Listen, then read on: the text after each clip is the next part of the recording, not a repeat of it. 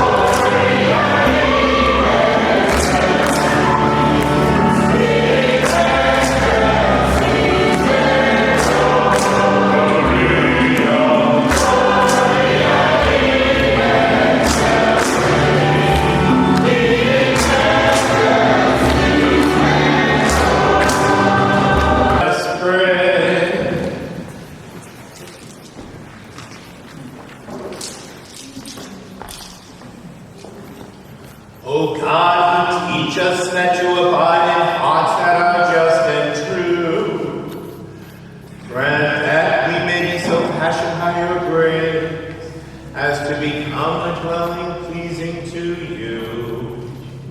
Through our Lord Jesus Christ, your Son, who lives and reigns with you in the unity of the Holy Spirit, God forever and ever.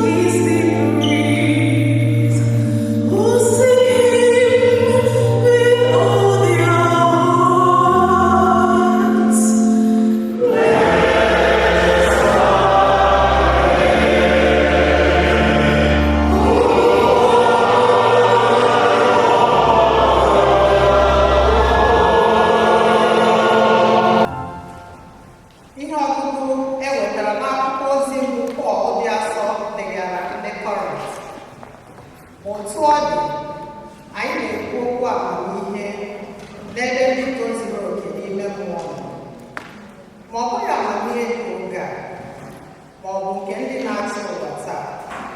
Ndị amamihe na ọchịchị ha na-agafe agafe, kama anyị na-ekwu okwu amamihe nke Chineke n'ụzọ dị omimi, bụ amamihe nke Chineke zonarịrị ụmụ mmadụ site na mbụ, nke Chineke kara aka tupu ekee ụwa, ma a ga-ekpughe ya n'oge a maka iwetara anyị otuto. Ọ dịghị onye ọbụla n'ime ndị na-achị ụwa n'oge a ghọtara amamihe ahụ. Ọ bụrụ na ha maara, ha gara na ịga akpọgide onye nwe ebube n'oge, ma dịka akwụkwọ nsọ si kwuo, ihe anya na-ahụghị, nke ntị na-anụbeghịkwa, ihe obi na-echeghị na ọ pụrụ ime, ka Chineke doziri ndị hụrụ ya n'anya. Ma ọ bụ naanị anyị ka Chineke kụnyere ihe omume ndị a site n'ike mmụọ nsọ ya. Mmụọ nsọ ahụ n'onwe ya na-enyocha ihe niile, ọbụna ihe omume niile dị na Chineke.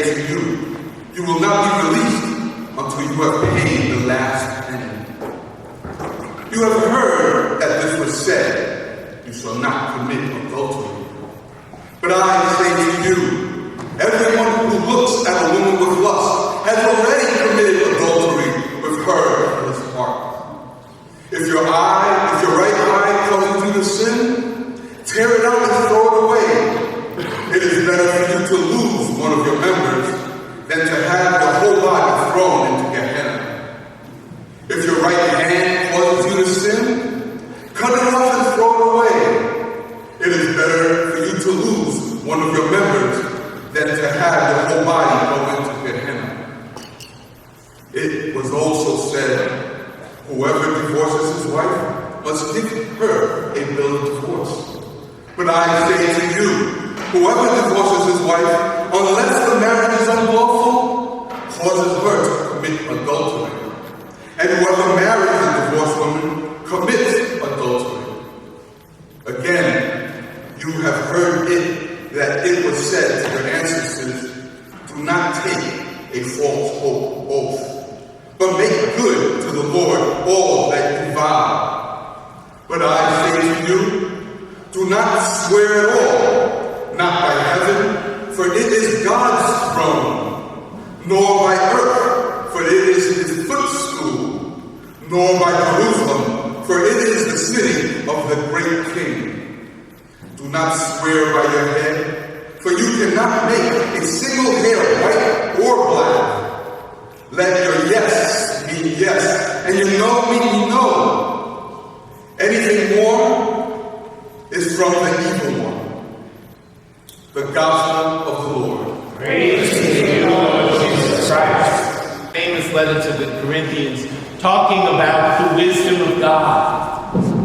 What we proclaim to you, we speak a wisdom to those who are mature, not a wisdom of this age, nor of the rulers of this age who are passing away. Rather, we speak of God's wisdom, a mysterious, hidden wisdom, which God predetermined before the ages, with the glory that none of the rulers of this age knew.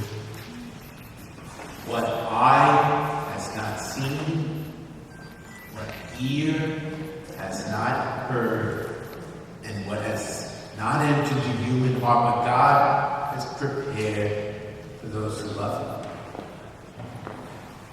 But this, God has revealed to us through His Spirit. Brothers and sisters, what a great pleasure, what a great joy it is to be with you, to celebrate this Mass, the Flight into Egypt Mass. It's something that I enjoyed in the past, and unfortunately, it's something that often comes up against some very hard and fast commitments, like when it falls on the first Sunday of Lent, and I have to do the rite of election. That's the law of the church, not the law of the calendar. And things of that nature. Thank you, as a matter of fact, I think you adjusted the date this year so that I could be with you, and I really do appreciate that. But, you know, we speak of God's wisdom. We speak of God's wisdom. It's different, Paul says. And he says it's a mysterious wisdom, but it's been revealed to us who receive the Spirit. Wow. And what is that wisdom? Well, we heard part of it in the Gospel today. You see, in those first weeks of the year, now we're going to kind of take a shift on Wednesday with Lent, but in those first weeks of the year, we listen to the beginning of Jesus' public ministry, and this year it comes from the Gospel of Matthew. And so we're hearing from the Sermon on the Mount. Sermon on the Mount. Why is the Sermon on the Mount so important?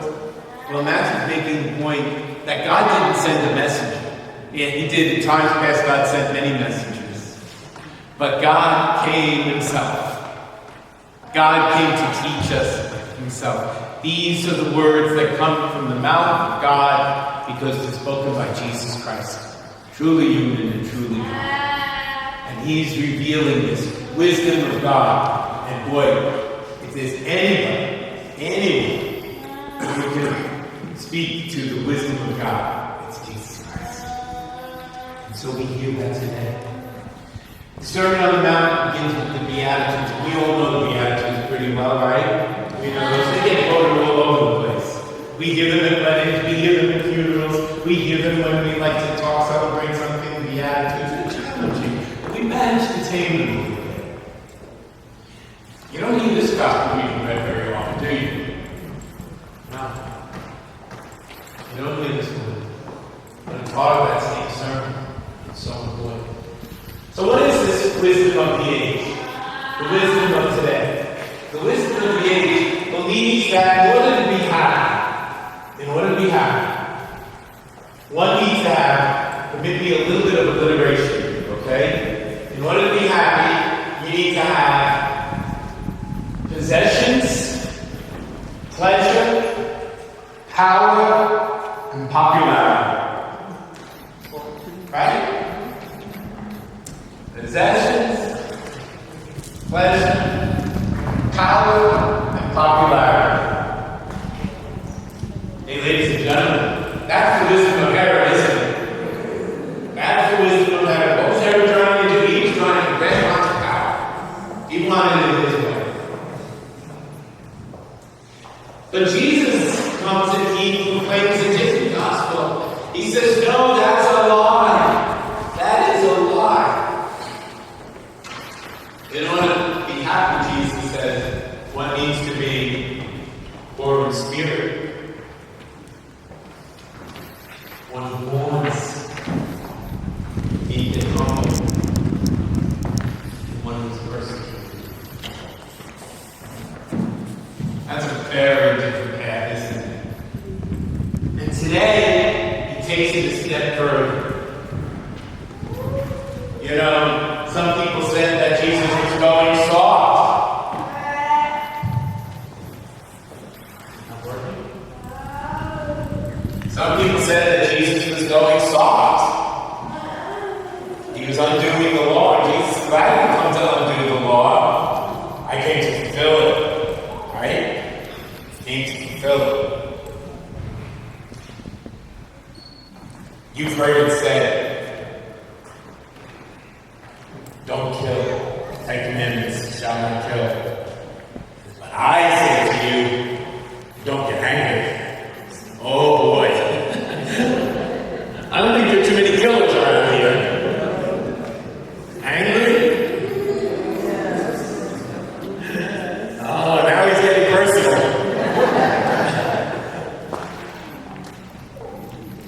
You heard the law, the 10 Commandments, it says don't commit adultery. I'm telling you, men treat women with respect. And women do the same. You've heard it said, no false oaths, do not bear false witness. I'm telling you, be honest in all of your dealings. No shame business there. You get the point? I think some people said, ooh, I should have just listened to the 10 Commandments. They were a little easier. But what's Jesus doing? It gets back to what St. Paul said. What eye has not seen, what ear has not heard, it's been revealed to us. Jesus is coming to proclaim a new way of life. And he's saying, put on the mind of Jesus. Put on the mind of Jesus. He talks about reconciling, right? He talks about reconciling. This is a great image. He says, you know, if you bring your sacrifice to the altar, and then you remember that somebody has something against you, go and reconcile with your brother or your sister, and then come back and offer your sacrifice. Now let me spell this out for you a little bit. You didn't offer sacrifices any way you wanted to, right? You went up to Jerusalem, to the temple, to offer sacrifices. These people were gathered, talking about a couple of days walk. So I get this image. You know, somebody's bringing their lambs, their goats, you know, their bulls, their cows, bringing something to offer. You know, they bring this cow along the way, walking all the way up to Jerusalem, all the way. And then they get there, and they remember, oh boy, somebody has something against me. I might have hurt somebody. So you got to turn to somebody and say, hey, can you mind my cow for a couple of days? I'll be back. Go, make the way all the way back to Galilee, and say, gee, I'm sorry. Or say, gee, you hurt me. And I forgive you. Oh boy.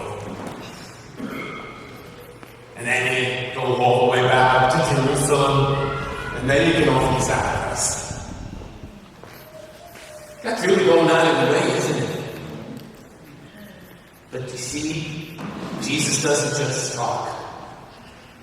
Isn't that what God did? Boy, you talk about reconciling the human race. God went out of his way to win us back. When we hurt God, God went out of his way to bring us back. Yes, indeed. And so, we put on the mind of Christ. What a beautiful image you have in celebrating the flight to Egypt. Celebrating Jesus' journey into Africa. And celebrating the diaspora, if you will, of the Nigerian people who are blessing the lands of Brooklyn and Queens with your presence. We celebrate culture. We celebrate heritage. We celebrate Jesus Christ. He went out of his way, born in poverty, out of his way, was persecuted. He doesn't just say, blessed are the poor in spirit. He was born poor, and he remained poor. He doesn't just say, blessed are those who suffer, but he bore the weight of our sins. He doesn't just say, blessed are the meek and the humble, but he knelt low to lift up those who were in shame, sorrow, guilt.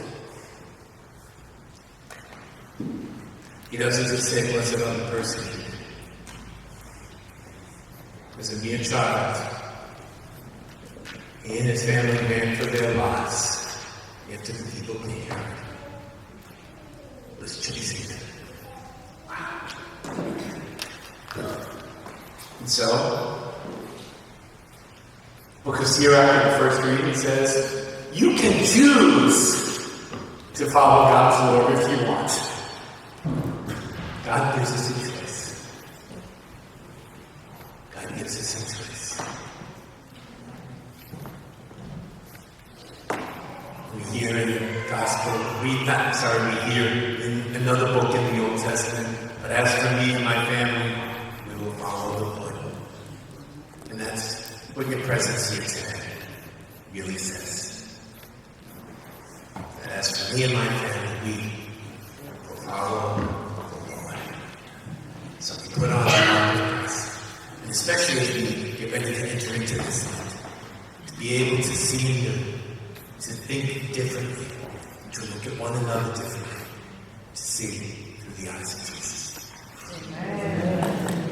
Lord Jesus Christ, the only begotten Son of God, born of the Father before all ages, God from God, light from light, true God from true God, begotten not made, consubstantial with Father.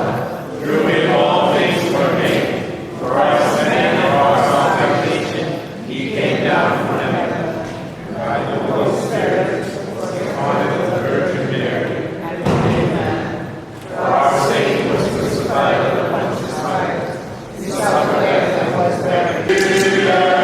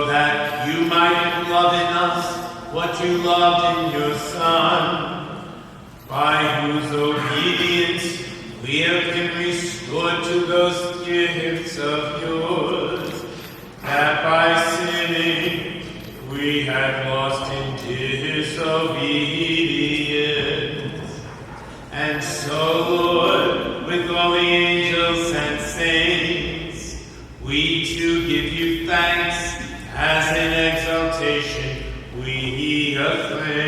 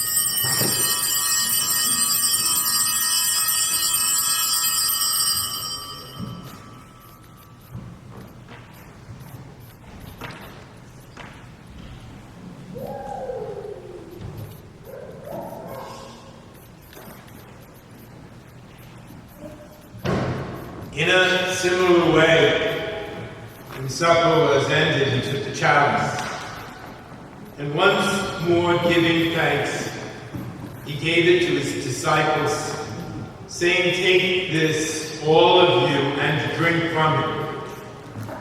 For this is the chalice of my blood, the blood of the new and eternal covenant, which will be poured out for you and for many, forgiveness of sins.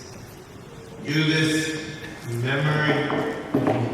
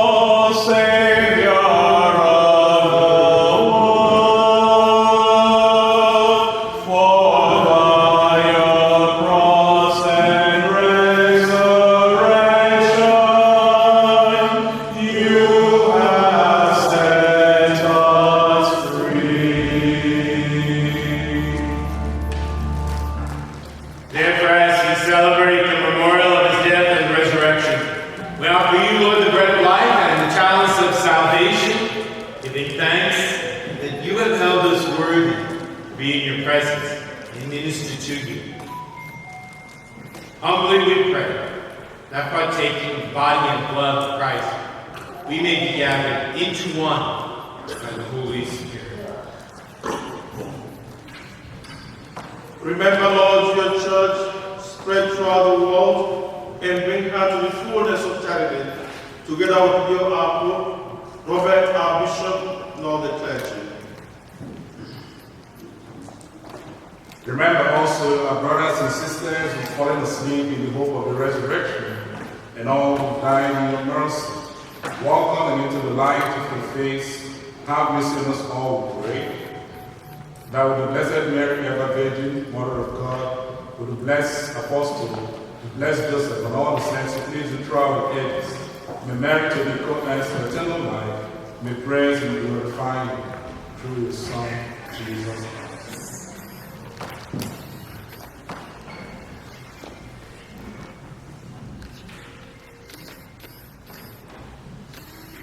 Through him and with him and in him, O God, Almighty Father, in the unity of the Holy Spirit, all glory and honor is yours forever and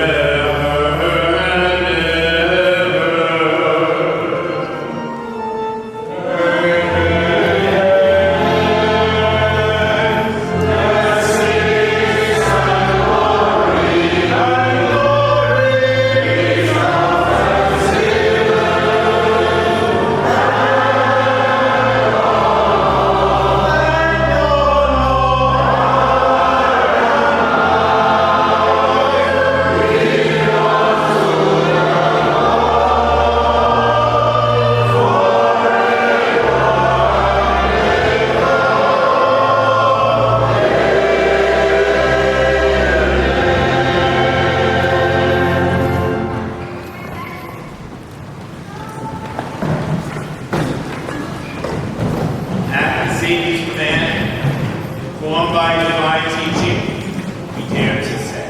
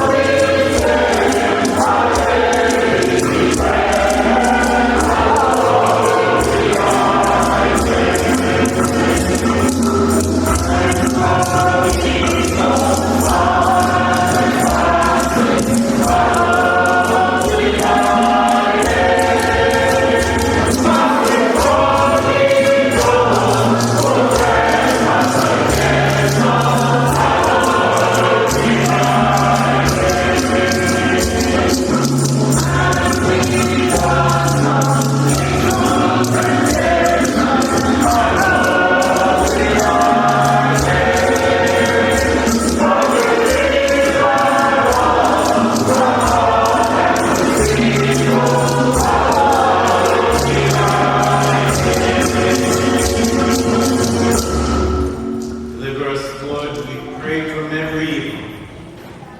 Gracious, grant peace in our days. By the help of your mercy, we may be always free from sin, safe from all distress, as we await the blessed hope and the coming of our Savior, Jesus Christ. For the kingdom of God and glory are yours now and forever. Lord Jesus Christ, who said to your apostles, peace I leave you, my peace I give you. Look not on our sins, but on the faith of your church. Graciously grant your peace, unity in accordance with your will, live and reign forever and ever. Amen. Peace of the Lord be with you always. And with your spirit. Let us offer each other the sign of peace. Behold the Lamb of God. Behold him who takes away the sins of the world. Blessed are those who are called to the supper of the Lamb. Holy Spirit, and my soul shall be Ay, no, chukwa na tolu de So beautiful today, and just look at the church, look at the voices, look at the way we praise God today. It's so beautiful. I thank all of you. And I want to start with thanking the bishop. Bishop, sometimes we are very famous when we show gratitude, but we are people of gratitude all the time. And in our culture, it is the right of your parents to give you food. But if you never eat that food and don't say thank you, mommy, and thank you, daddy, they're going to mock hell out of you. Because you must show gratitude, even though they did their job, but you still have to thank them for giving you the food. So that's what we are. And so I thank you immensely for being who you are, for giving yourself to us in a special way. I know even last year, they were so pleased, even up to today, because when we were having a meeting, one of them said that last year we had 2 bishops. Yes. And we had 2 bishops because we were busy, but you still came. And I tell you, they are still showing that gratitude till today.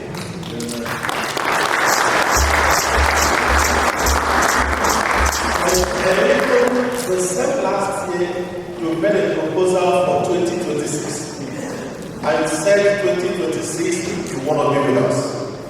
And then because usually our the last Sunday of February that we do, always coincide the program we have. They said, can we adjust to the 3rd Sunday? For us, that is a sign of love. And we are adjusted immediately.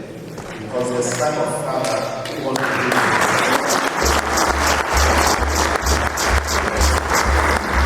And so we cannot stop thanking you. And because of your kind gesture and love for us, so the community wants to present a gift to you. So God, turn that over to you.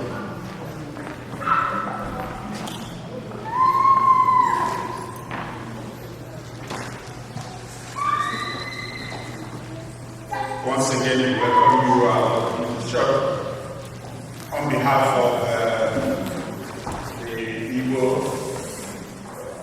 Catholic community. We are presenting this plaque in appreciation of who you are and what you do for us.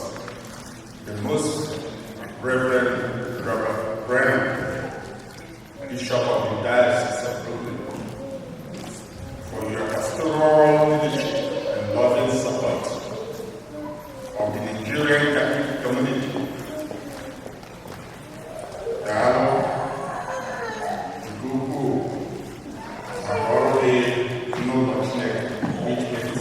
Thank you very much for the service in God's fine heart.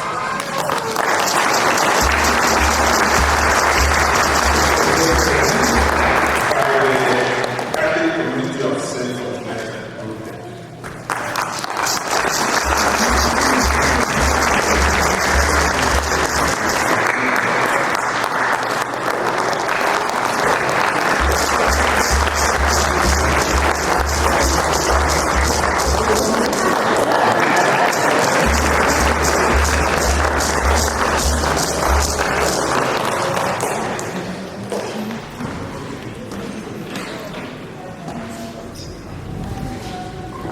And I still have a little information for you. You remember last year we also asked Bishop that he's going to go to Nigeria again. And Bishop said yes. Oh, you remember? So we are now planning the logistics. So by the grace of God, all things being involved, myself and the Bishop will be in Nigeria this year.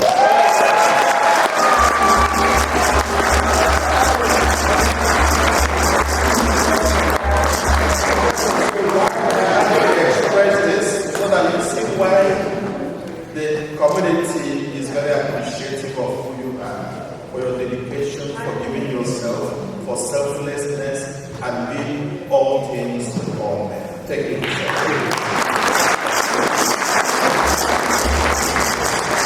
And especially when we have our great happy here, you know, Father Jose, is a great father.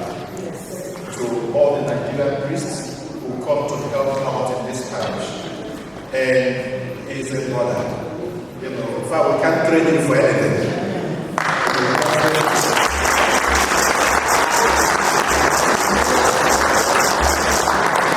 So, thank you. We call him Papi. I wouldn't say what he calls me, we call him Papi. Again, my brother priests. One of us, we have a lot of priests who come to support us. But today, one of our priests is celebrating his 20th priestly ordination and 50th birthday. So, we run from every corner. So, some of them are looking, can we be able to make it and make it also there? But my brothers, those who could, were able to come. So, I know those who were not here, they all have the intention of coming, but there was two things going on at the same time. And so generally I also thank Father Alonso Igbo, who also came to be with us. The African Americans or the black community of the diocese, I've always worked with them closely, so they came to support us. Thank you, Mr.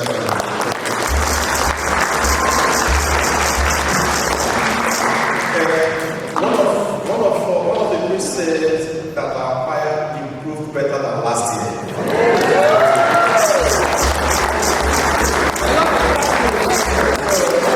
So I'm going to thank the choir master, Chika, and Uche, and our kids who are playing the drums, because we decided to let the kids play so that they learn from the elders, so that when the elders are not here, they pick up from where they start.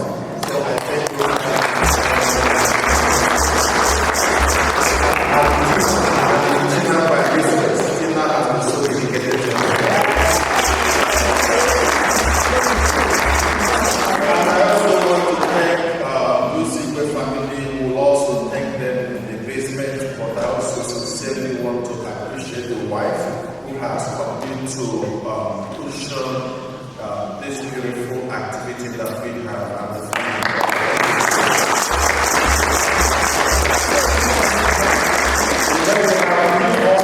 Even those who were serving for the first time, they were privileged to serve the bishop on the session.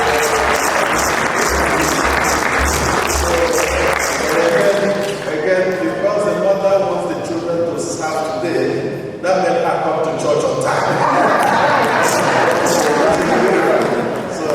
And I wish she continues to come to church on time. And the rest of the morning servants, we have these are more professional, so where we serve, because usually we don't do a lot of authority, but they try to be, and I appreciate all of you. Thank you. And everybody, including the Expo and the people who organized this event with me, it was a lot of meeting, a lot of logistics, a lot of donations, some of you, so many of you came yesterday to dress the hall. I was there, and at the point I had to work for another event, but I appreciate all of you. And finally, I thank Dr. Deacon Lopez. Thank you. His presence always helped us not to miss our own Deacon so badly, because we were able to produce one Deacon who was the author of this program. Eventually, he passed. So, but with Deacon Lopez, we've always had a Deacon who helps us whenever we have programs. And so after the announcements and the bishop's blessings, then we all head to the basement where the party continues. So dress up. I know you have your dancing shoes, so we're going to dance it out today by the grace of God. Thank you, everybody, and thank you, Bishop.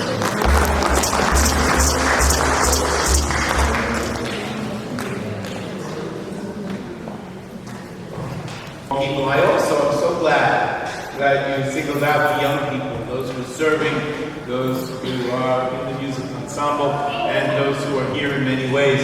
You really are our story. So much is in your hands. You've been given a rich legacy. Don't let anyone take that away from you. Don't let anyone take it away from you. What you have is so valuable. I love that you're here. I love that you're so involved. You have that power of God. You have put the price on within you. And we're counting on you every single day. God bless you one and all. I'll see you downstairs. May the Lord bless you and keep you. May his face shine upon you and be gracious to you. May he look upon you with kindness and grant you his peace.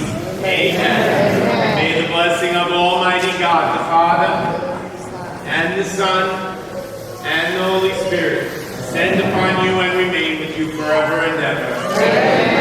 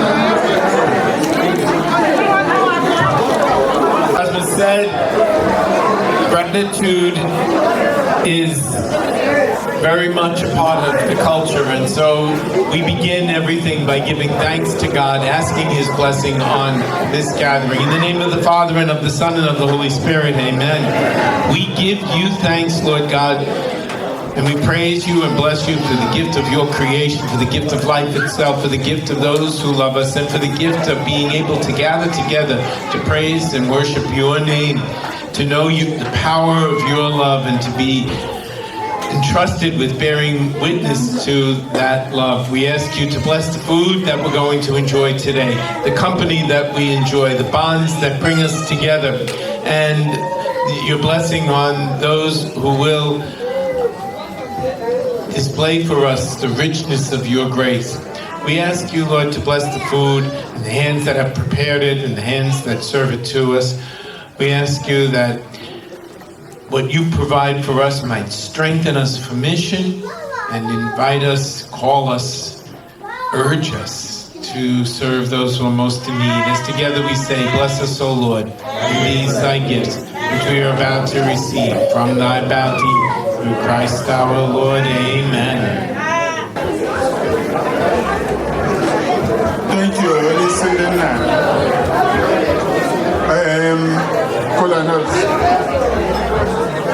Kola Nut is a special way of welcoming visitors in our homes. It's something that Igbo people do very, very much. So our Lord Bishop, here is Kola Nut. Usually it is for feathers. Here I'll watch it.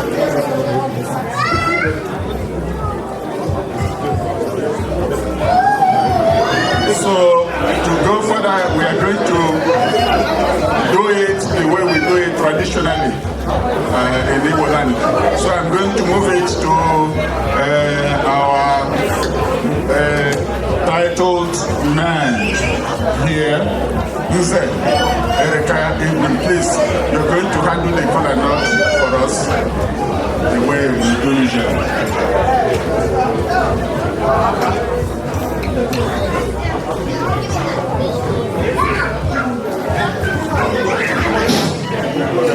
Please, in the interest of those who don't understand Igbo, the kola nut is a gift from God to the Igbo people. And whenever we come together, we use it to celebrate God and call on our ancestors to continue to bless and guide us. So, by virtue of our tradition, I have to do this in my native dialect. Igbo mmamano, Igbo mmamano, Igbo kelenu, mono, zono, biko wepụtara ndị nze otu ọchị, biko. Wepụtara ha bishọp ewere ogwuleke ndị ụkọchukwu. Iwepụtara ndị chief otu ọjị, ihe mmega ihe na ma ọjị na-azụ ezo.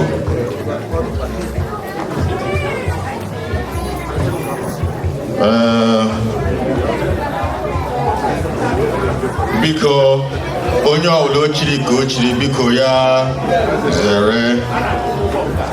Asị m ọ ga-arụ anyị na mma n'afọ na nkwọ eke na orie. Chukwu okike abịa ụmụ nwa agbakọ otu anyị na-echi agbakọ. Ọchị ihe nna nna anyị ha mewere hapụrụ anyị, anyị agaghị emenwe ya wụrụ ihe ọjọọ. Ọfọ nna aha ka m ji akpọ Chukwu okike abịa si biko na anyị eme n'ọjị. Ya gọziere anyị ọjị na anyị ga-ata ọjị na tata na ndụ. Anyị ga-ata ọjị na tata na ọganihu. Anyị ga-ata ọjị na tata ọmụmụ. Anyị mụrụ ya, anyị ga-azụ. Anyị zụrụ ya, anyị ga-eri uru ụmụ anyị o. M na-asị anyị ga-azụ ka ahịa, ma anyị agaghị ala ka ahịa. Akụ na ụba anyị ga-arụ ka osimiri, n'ihi na osimiri anaghị ata ata. Anyị ga-arụkwanụ ka ikuku, n'ihi ikuku agaghị ama n'ọnya. M na-asụ ọnya na nwa amadi a na-achị ala Amerịka na ọnya niile na okwere ngana niile okwere, ọ gaghị erute anyị n'aha Jizọs. Ọ gaghị erute ikwu na ibe anyị n'aha Jizọs. Ọ gaghị erute ndị enyi anyị n'aha Jizọs. Igbo nọ ngalangwa ọwụla n'ala Amerịka na ọnya na nwoke na-akwenye ihe mmerụ ahụ agaghị abịara anyị n'aha Jizọs. Anyị ga-anọgbu n'ala na ihe kwuru obi ala na ọ ịchọ ihe ga-arụrụ anyị mma. Ihe ọma ahụ na anyị ga-enwetakwenye n'aha Chineke, n'ihi onye na-arụ ihe ome ọrụ ihe na-eme. Obiọma ka anyị ji biri n'ala na Chineke na-agọzi anyị, anyị na-aga n'ihu, ikwu n'ibe anyị na-aga n'ihu, ụmụ anyị na-aga n'ihu, asị m anyị ga na-aga n'ihu site taa ruo ebi ebi n'aha Jizọs. Biko ka m gọrọ ka o riri ọkwa n'aha nna nna anyị ha ndị ha na Chineke bi na-achị achị n'ala eze eluigwe ka m ji arịọ so ka m gọrọ ka o riri si n'aha Jizọs Kraịst bụ onye nwe anyị. Biko ya rọkwara unu na mma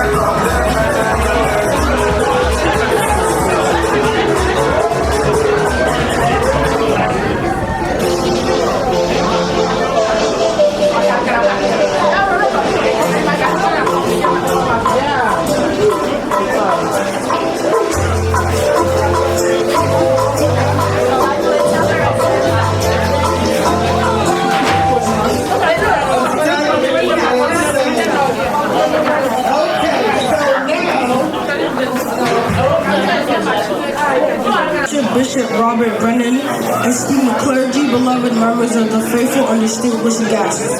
I stand before you today with great humility and deep reverence to share a beautiful legacy that continues to inspire and touch the hearts of many. This legacy is that of a man whose devotion to the service of God and to humanity transcends borders, cultures, and time. Deacon Okafor Uzegwe. Born in the heartland of Nigeria, Deacon Okafor Uzegwe was not just a deacon, but a servant, a visionary, and a messenger of peace. He devoted his entire life to the service of the church and to the people of God, both near and far. His passion for the mission of Christ was exemplified not only in his actions, but in his ability to see deeper connections that blind us all as children of God.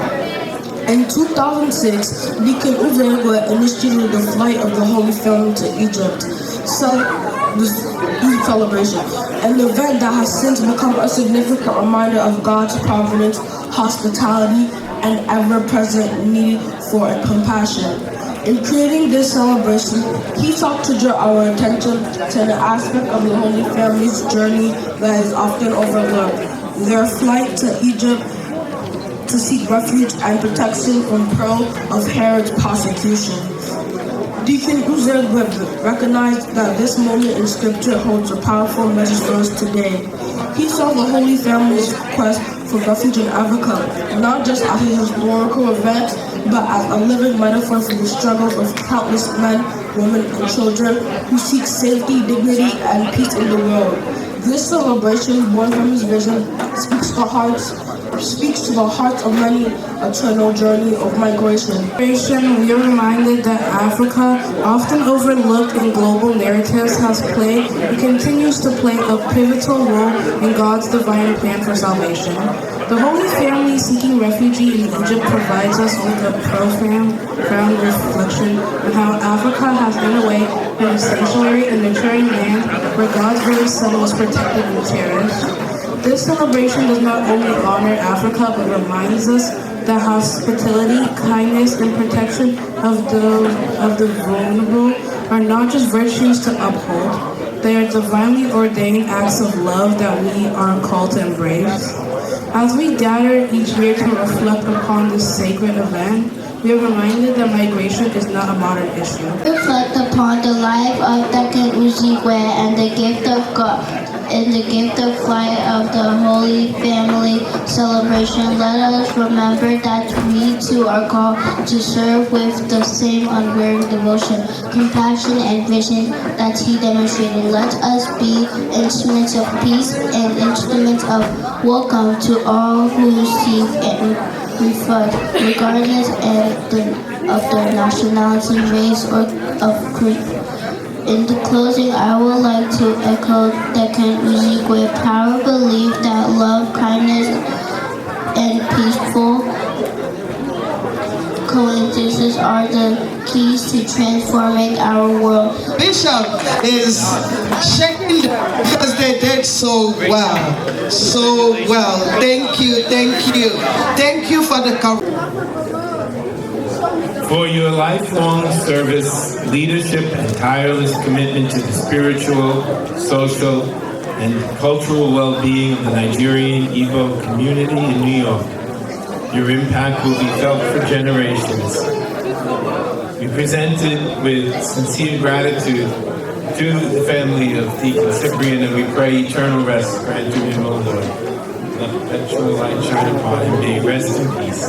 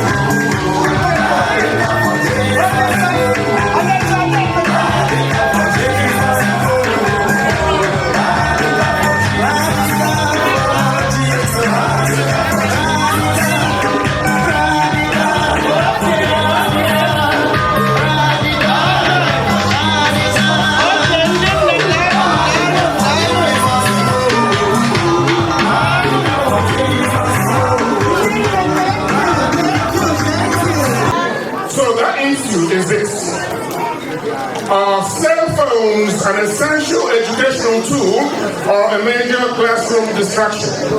So they're going to be debating this today. I'm going to call out our debate team. In the nature of for the boys, I have Osita Dima Uche Kankwa. Please clap for him, it's very easy. It's good at him. I have Solomon Wokia. I'm not for bring him out. Clap for him. And I have Ukon Ebo. That's the boys' team. Clap for this team. They are so hot, so influential in our community. I want to see what they got. So in the name of the ladies, I have Kim Sum Nebo. Please come out right here. I have Amarachi Anyawo. Come on. And then I have Ngozi Chukwu Uchekanko Biko Koronahaka. The ladies are saying today that they're going to deal with the guys. And the guys are saying, hell no. Hold your peace. It's not going to happen.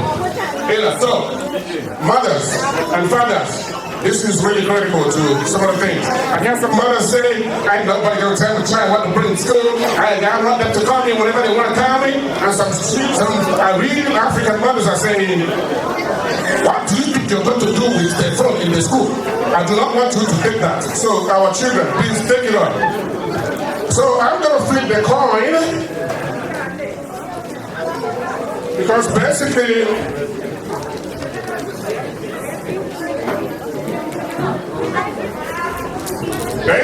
the girls argue that they are an essential education tool, and the boys are saying that they are not. So now I'll be flipping the coin. Whichever one wins the coin will now be the one to start the debate. So, girls, what side do you want? Head or tail? Heads. So you want heads. So then you're gonna get tail.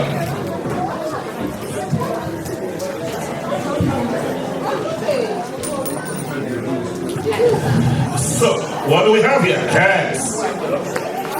So, the ladies are gonna go first.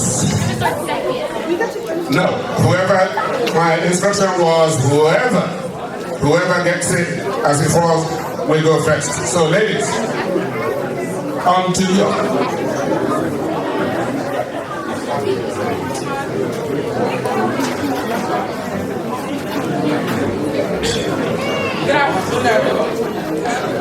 Good afternoon, everybody. My name is Jimson, and today we're not here to argue that phones should be used for TikTok in classes. We're here to argue that when phones are used for an academic purpose, that they can contribute to students' learning. According to Forbes.com, devices are not the actual problem, but the misuse.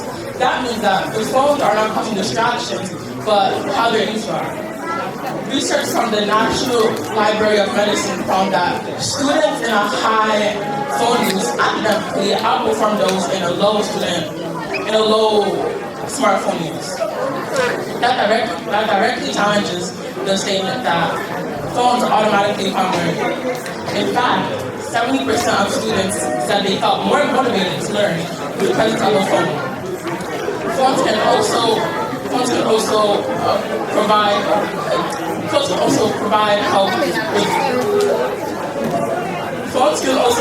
help for kids that have special needs by providing them with text-to-speech resources and providing them with many other tools. So with technology, the future is changing and technology is evolving. And with the help of phones can help us prepare for our future. Thank you. Good afternoon. My name is Osi Chikonko, and today I'm here to argue that phones are not an essential classroom tool, but they are instead a major classroom distraction. But before I get into my debate, I want to ask the audience a question. It's a very simple question. How would you feel if your school called home to tell you that your child got in trouble and was getting lower scores on his test because he was always on his phone in school? Would that make you feel good or bad? That makes sense. That makes sense. Because you want the best for your children, and so do the teachers. So the Pew Research Center surveyed teachers all around America, and 72% of those teachers said that cell phone distraction was a major problem in their classroom. If teachers want the best for their students, then wouldn't that mean that cell phones should not be in schools?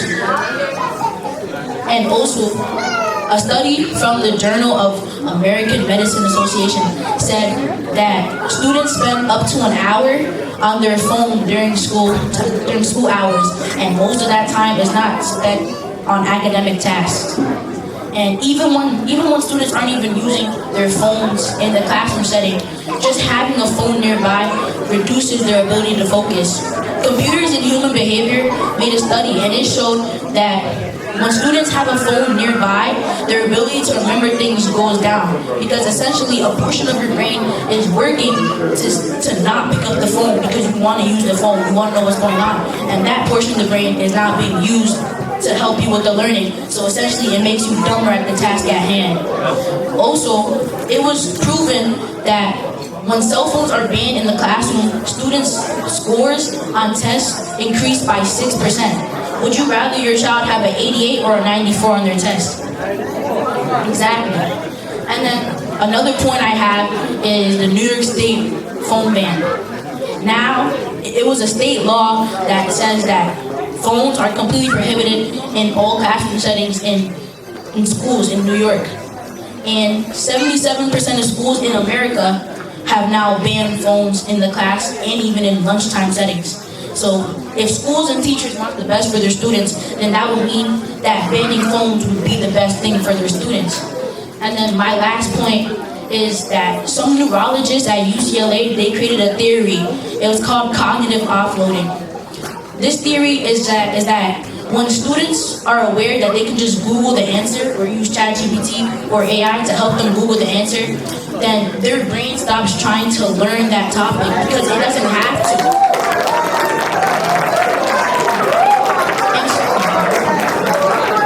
And students who use this tactic of just searching up the answers have been shown to score very low on reading literacy tests. Thank you, that's all I have to say, and have a good day. Yeah, clap for me now. Good afternoon, everybody. My name is Parish. I hope you all had an amazing experience today. And I just wanted to ask, do you have location services with your children? Are you able to access their location with them? Are you able to just go into an app or message them, oh, where are you located? What if they didn't have that? What if they don't have the phone? What if they don't have an access point with you? What if they aren't able to communicate with you? Cell phones are not our enemy. Instead, they are devices composed of educational and communicational materials.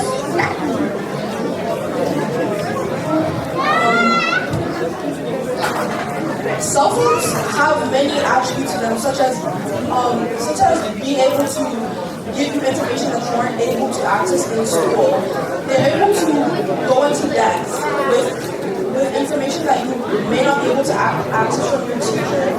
Let's say your teacher is going on a topic and you're confused. They can't help you because they don't have tutoring services, and you're just really stuck on this topic. And you're in school, you have a test in the next 2 or 4 periods of class, and you aren't able to get the information and the questions that you're looking. Are you just going to just go with it? You're just going to guess? Or are you going to have some sort of outlet to be able to access the information?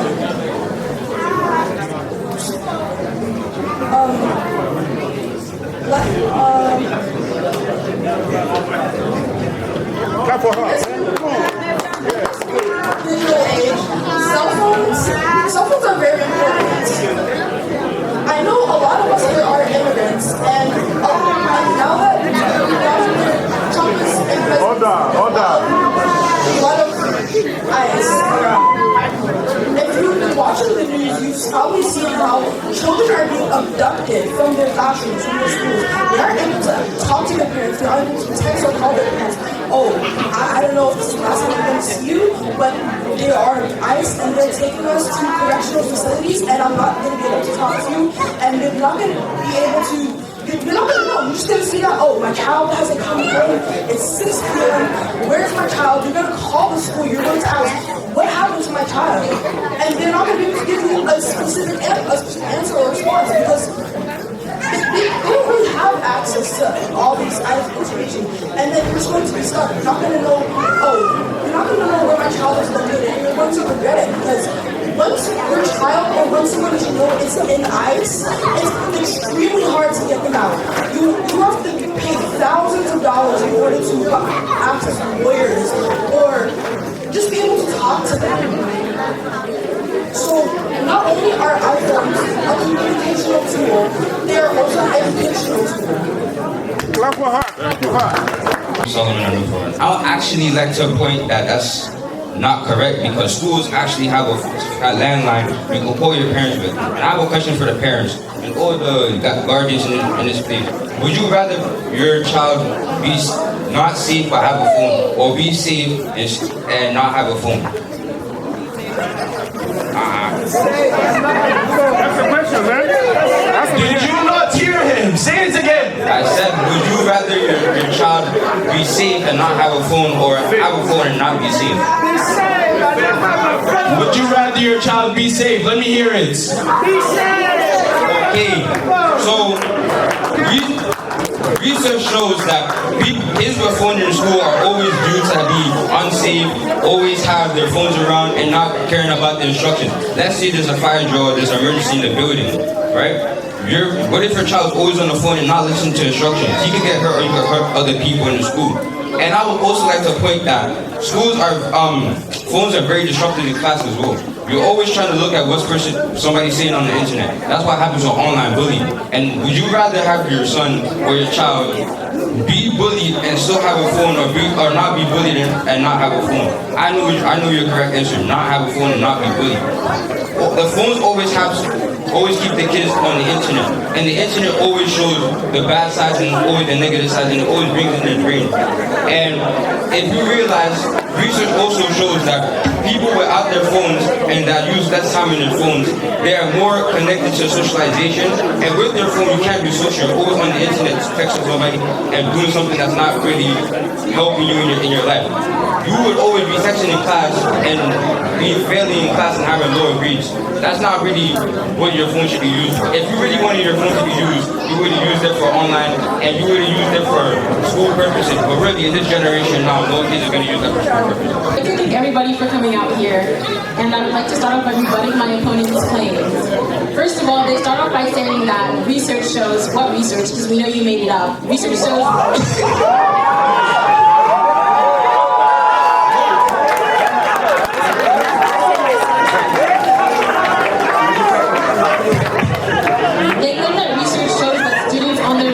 more prone to committing acts of violence. How do the two correlate? They have zero correlation. Rather, I would say that having your phone allows you to like prevent yourself from getting in trouble, because how will you know what's going on in the school setting? You'll be able to avoid the danger. I would also like to talk about how cell phones provide immediate access to like things like dictionaries, textbooks, and other fact-check things. And that is especially crucial in like underfunded schools, because there are so many schools in New York that do not have the funds to supply textbooks to all of their students, to give laptops to all of their students, which is why phones are that bridge to help students continue to learn in the classroom. I go to a school that has 6,000 students. It's not that we're underfunded, but 6,000 students, do you think you could possibly provide 6,000 laptops and 6,000 iPads for all the students? No way. It's impossible. Which is why we had the library. Thank you. We had the library and other forms of other places where we're allowed to use our cell phones, but with this ban, we're not allowed to do anything. We have 50 iPads in the library, 50 iPads for 1,000 students, which is not plausible and which is just not sustainable at all. In our classrooms, the teachers often talk about how they are so distraught from not being able to use their phones in their lessons, especially in my AP Lane class, where my teacher, we do meaningful discussions. We need 5 index cards per student. Now imagine that 32 students in one class. That's 32 times 5, which is 60 index cards per class, and she teaches 5 classes, which is 800 index cards for one class.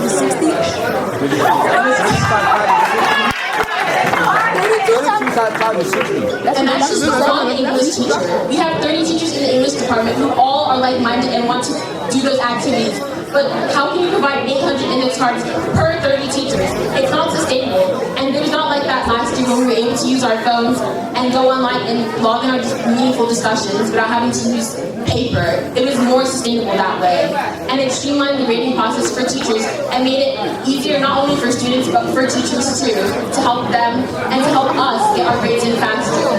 An additional point I would like to make is that cell phones are essential for especially like students with IEPs and special needs. There are so many of them, even undocumented, with like autism, ADHD, and other like special needs. They are already allowed to use phones in the classroom, and the school-wide thing should be inclusive. With this phone ban, they're not even allowed to take out their phones, and this causes problems for everybody. It gives like a shortage of like iPads and other devices, which is just not sustainable whatsoever.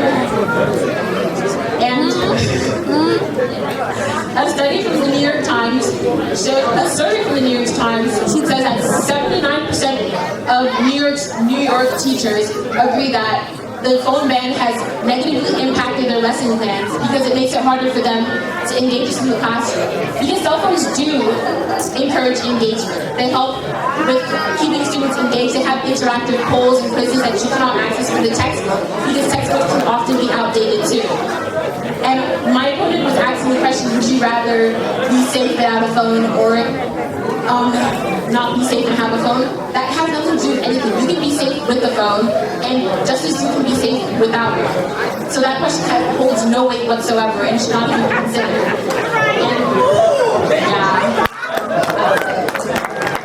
my name is Ugonna Ebo. First of all, Authority Jesu. Authority Jesu. I'm sorry, I just needed your attention. Parents, I have a question for all of you. Back in the day, how did you get to school? You walked to school. Back in the day, how did your parents come to contact you? They came to the school. We have done this before phones a long time, and we will do this after phones for a long time. Schools are responsible for their children. You're talking about ICE and all of these other things. Schools are responsible for your kids. If you need to reach your kids, you go to the schools. If you need to find your kids, you call the schools. Your schools are responsible for every single kid's well-being. You're talking about funding. 6,000 kids in your school, that's cute. That's for all New York City high schools. Let me tell you that. Second of all, I think it might be a funding thing, because you want to know how much my school gets? $100K for each SOC. It's not just a funding thing. Every school knows how to distribute laptops, how to use them too. We do not need phones for everything, just like we don't need them to use AI to find out, oh, let me look at this study and write them down on a piece of paper. You study, you do your work. Not everything. You need phone. Parents, here's another question. How many times have you told your child, get off the phone? How many times? Get off the phone. And even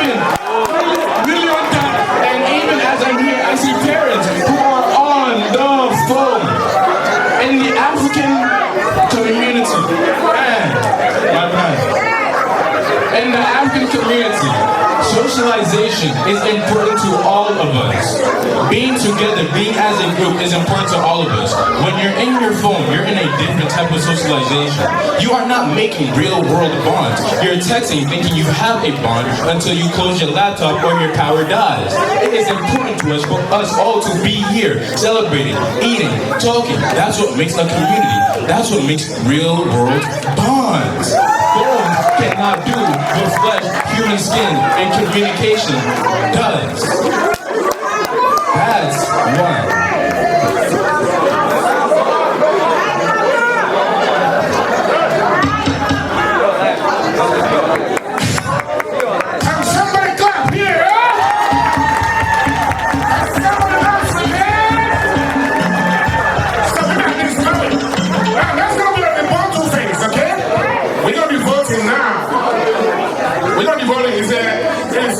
Nigerians still like to vote. It's going to be a voice vote.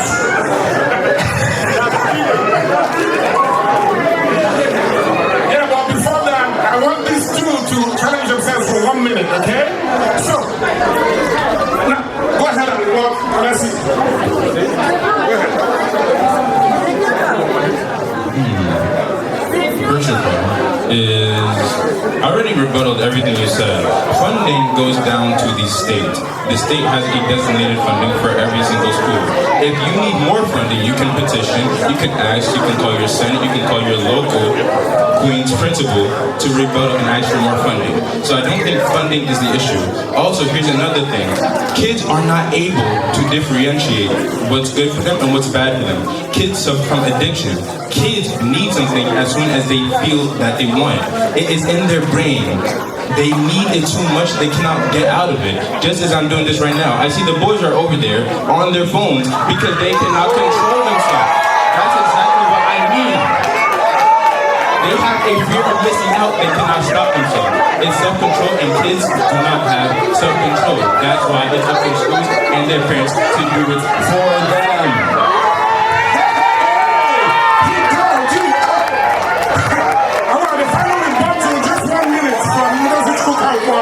Now, how do you rebut this thing? This guy is a flames, man. First of all, you said that 6K students is cute. It might be cute, but we're the biggest school in the USA, so talk pipe down, buddy. No one is set by the DOE. Our school does not have funding. That's a fact. If you want to go to high school and find out, you're free to do so. Why would everyone go to high school and argue that everybody's on their phones? We don't need to have an AirPod and listen to music, so it's really the pedophile in the pop.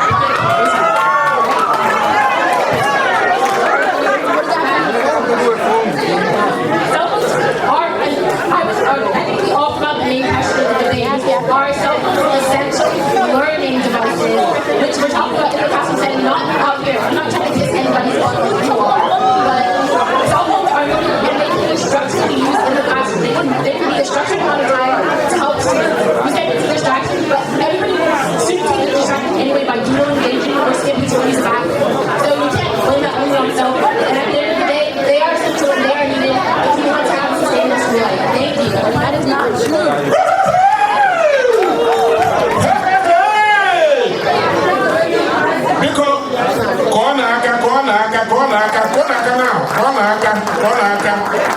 This has been a very wonderful engagement. Our own Dara Ifebi offered, he's the guy that offered us the $100 because and I have our Dr. Abasi, Lady Dr. Abasi. She offered us $100 because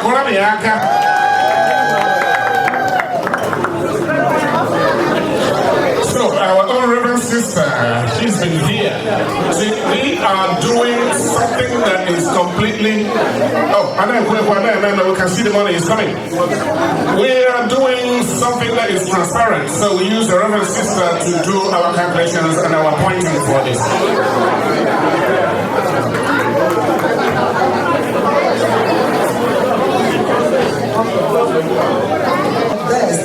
First of all, can we give them a round of applause, please? You guys are great. I'm so impressed. I'm so proud of you all. so brilliant. So the observation I made, you all did very well, okay? I was trying to write down the points. Chisom, you did well, you had about 3 points from my recording. Amarachi also had about 3 points. And Ngozi Chukwuka, she had made a lot of points. It's almost like 6 or 7, you know. So if you add them up, let's say 6, 3, 12, right? Okay, so can we give them a round of applause for 12? And coming to the boys, Osi did great, very smart. 3 points, I gathered, or more. And Solomon also did about 3 points. But we tried to counteract one of the points from the girls, and which is also 6. And Lona, you did about 7 points as well. You did all great. So 7, 3, 3. So this medium. But what I'm going to use to judge, I'm not a judge, but to say that the boys have more confidence and the girls have confidence, but just 1 point. The boys have 3 points for confidence. Thank you. So the boys, I would say, did a good job.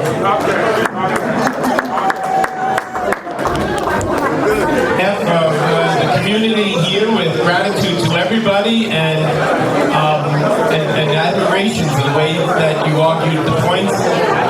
We present the trophy to the boys.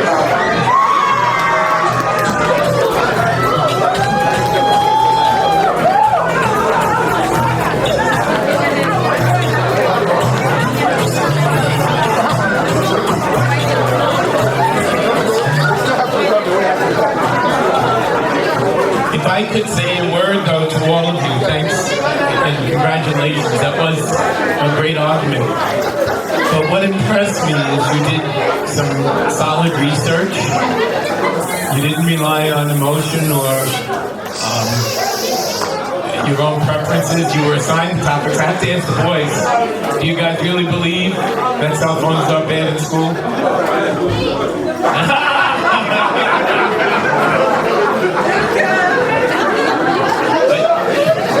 But you know, when I hear you argue, and I remember the debate in the group last year too, I can tell that we're in really, really good hands because we have intelligent, articulate young people who are rooted in principle and who do their work. So congratulations, one and all.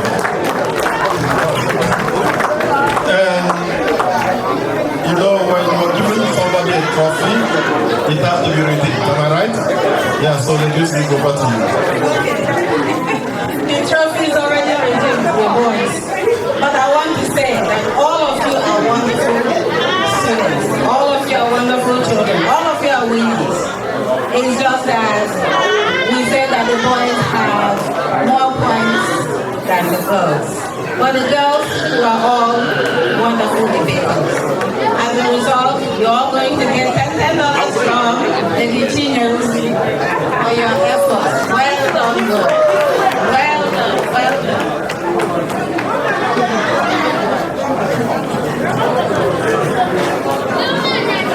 Giving us over 5 hours of his time. That was so beautiful. Bishop, we appreciate that. Thank you so much. And we can never be tired of you. So, there is one book we all studied when we were kids, and the book is called Oliver Twist. And Oliver Twist was giving food, and after that, Oliver Twist said, please, I want some more. So we still want to let's see a bishop. Yeah, so if all things really well and all things work out very well, we will be very happy to have you. Thank you so much, Bishop. Thank you, Father God. Thanks to all of you. It was a delight to be with you, Father John and I. We're going to be heading off eventually to awake, but thank you so much. It was so good to be with you. It always is. It always is. And may God bless each and every one of you today and always, the Father and the Son and the